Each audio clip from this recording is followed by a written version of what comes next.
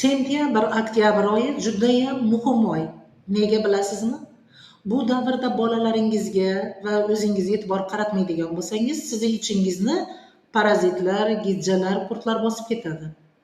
Bilasizmi azizlar, xuddi mana shu sentyabr, oktyabr oylarida, bahorda esa mart, aprel oylarida gijjalarni rosa aktiv ko'payadigan davr bo'ladi.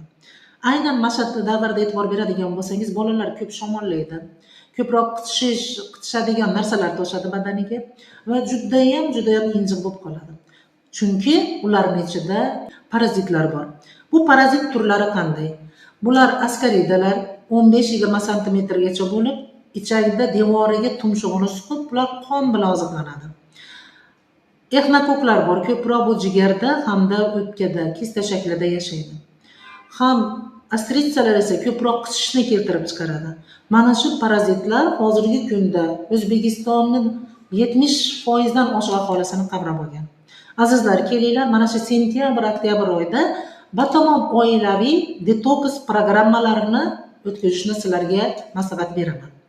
Parazitlardan asosan 21 kun davomida uzluksiz tabiiy giyohlar ichib davolanish mumkin. 5 kunda, 3 kunda, 1 kunda qutulasiz yo'q.